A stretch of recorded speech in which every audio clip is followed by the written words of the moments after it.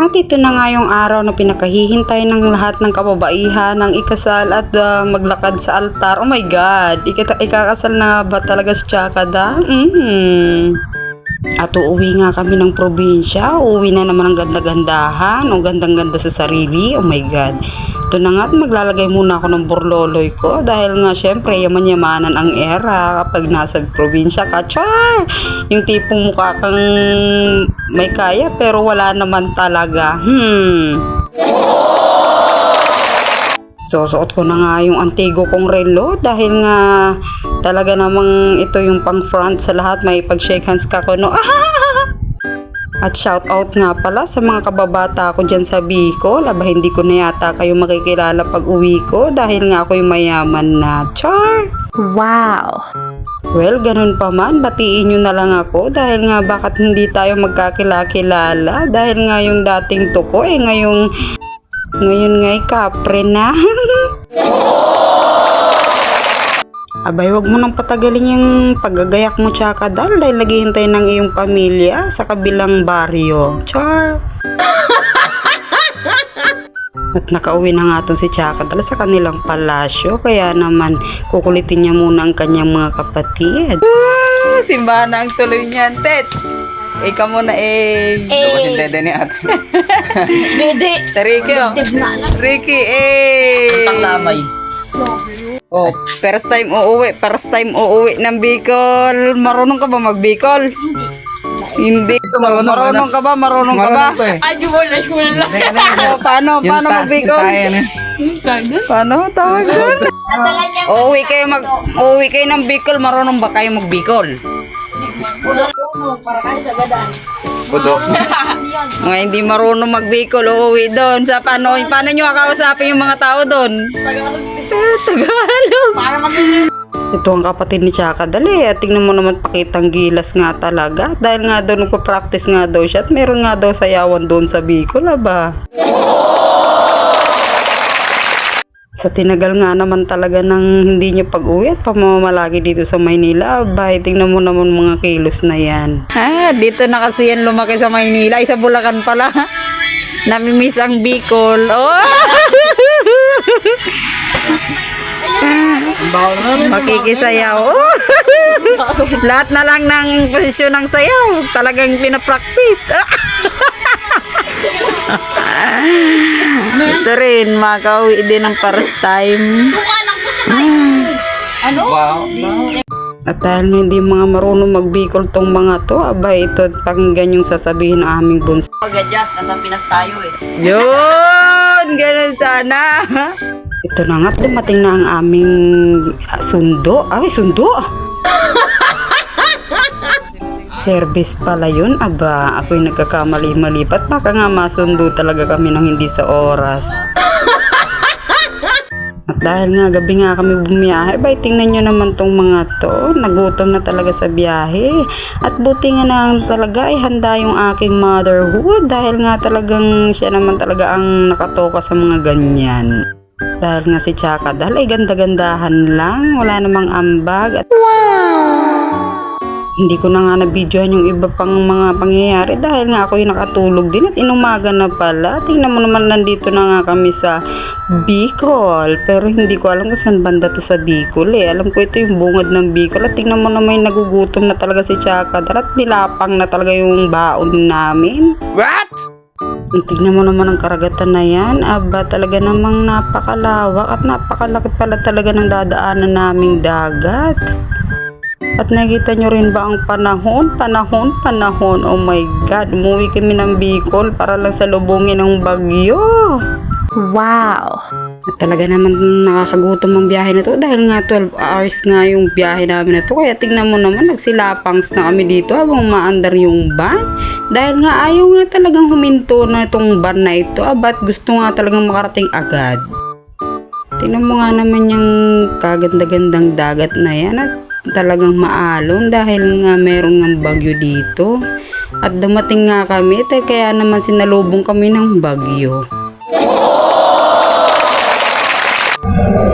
Hi guys! Ayun, pauwi na kami ng Bicol. Medyo malapit na kami. At nandito ako nakasalampak. Sexy.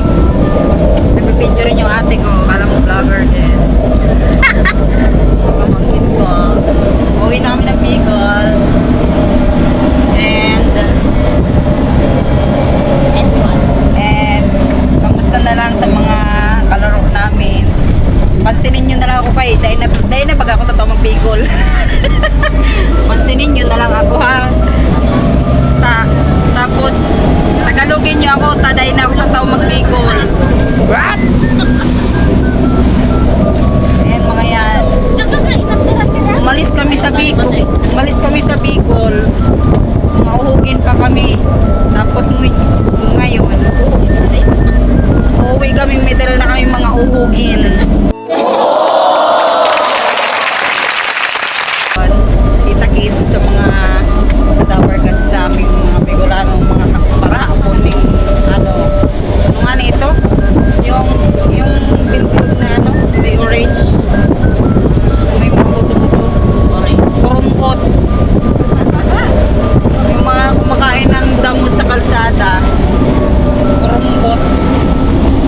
Sige, kita kids. Bye. Abay, nagsitulog pa nga sila.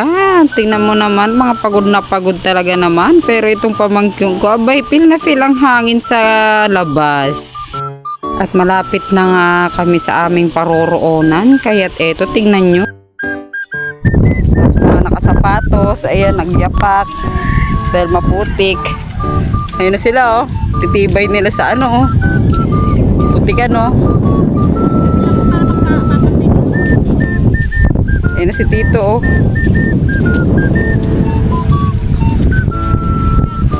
Sinalubong kami ni Tito. At ang daming gurami, oh.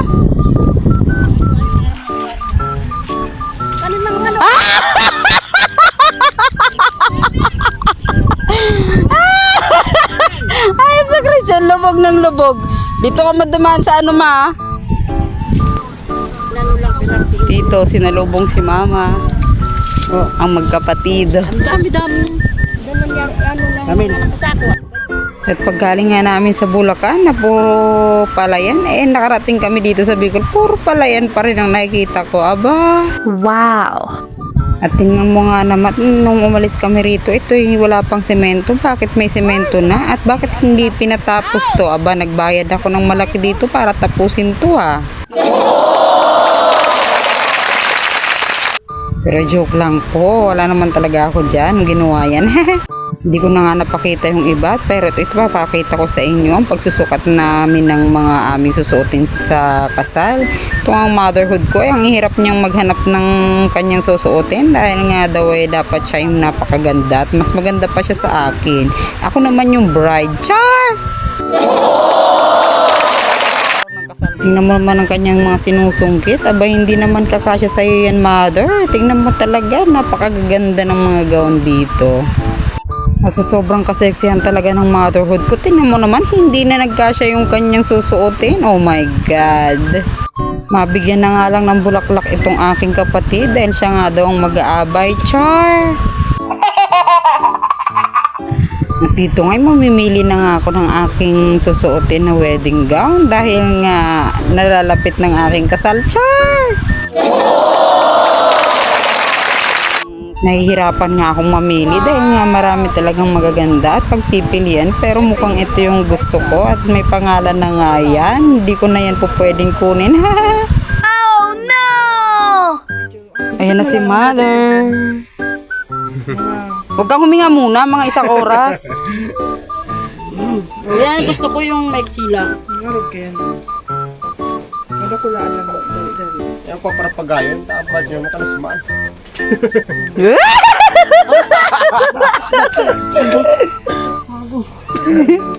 Nagkakasundo. Nagkakasundo. Dito ngayon nakapili na ako ng aking masusuot na wedding gown. Aba, ito'y sinusukat ko nga. Ang pero, itong nangyari.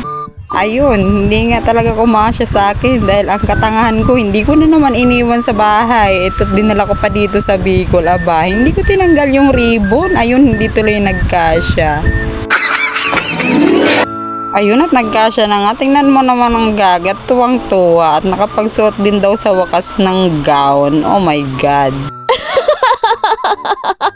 At hindi nga po talaga ako ang bride, nagsukat lang ako, aba. At dito naman, magsusukat naman ang aking pamangkin dahil nga siya yung ring bearer. At syempre naman, hindi mawawala ang aking anak. Syempre, ayan talaga ang pinaka-present sa lahat. Char! Sa kasal ko anak, ikaw naman ang ring bearer ko ha. Char! What? Pero mukhang malabo nga mangyayari yun anak. Kaya dito ka na lang sa tito mo mag-flower girl. At nagsukat nga rin tong aking pamangkin. Matangkad pa sa akin. Dahil nga isa nga siya sa mga abay. Aba, kaganda talaga. Pagkatapos nga namin magsukat-sukat ng kung ano-ano pang mga anik-anik na kailangan sa kasal, ito yun, napasyal kami dito sa kung saan kami pinanganak at lumaki ng hanggang 7 years old. Dahil nga ako ngayon ay 18 years old. Char! Napagtripan ko nga tong pusa na to. Abay, tingnan mo naman kasi ang ginawa sa kanyang sarili. Pinasok ang ulo doon sa chichirya. Ayan tuloy, atras siya ng atras eh. Ayun, nahulog na nga. At habang kami nakatambay dito, tingnan mo ito pamangking ko. Abay, tiktok na at wala ngang signal dito. Tingnan mo ang ginagawa pa. Wait pa daw siya at nagpapara nga siya ng masasakyan. Wow. Ito na nga yung inaabangan nyo. Ito na yung araw kung saan ikakasal si Chaka Dal. Char! But wait, ayan po yung groom, yung aking kapatid. At eto yung bride. Hindi naman po talaga ako yung ikakasal. Ako yung naanyayahan lamang dito. At ngayon nga lang nabuo ang aming pamilya sa kasal na ito. Dahil nga sa dami naming magkakapatid, siya lang talaga ang pinagpala at nakatapak sa simbahan. Char! Aba, may pamano ka pa, kapatid. Baka nakakalimutan mo, walang forever. Char! Joke lang kapatid. Sige na, ihatid mo na sa altar yan. At ako'y nag-iinit na rito at baka masunog ako dito sa simbahan. Char! Wow! At syempre, ito yung pinakaabangan ko sa lahat, ang chibog.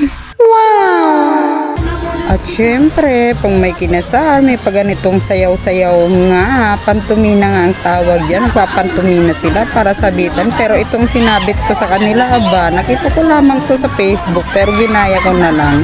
Tayo ng mga Pilipino, mga gaya-gaya, tingnan mo pinaggagawa namin dyan magkakapatid. Syempre kapatid, ikaw lang ang kinasal sa pamilya, kaya sa'yo ko itong gagawin. Oh my God. O diba, ganyan kita kamahal dahil wala akong isasabit sa'yo. Pinag-grocery na lang kita. Well, congratulations ulit sa inyong kasal at maraming salamat dahil hindi mo kami nakalimutan imbitahan sa inyong kasal. Babush!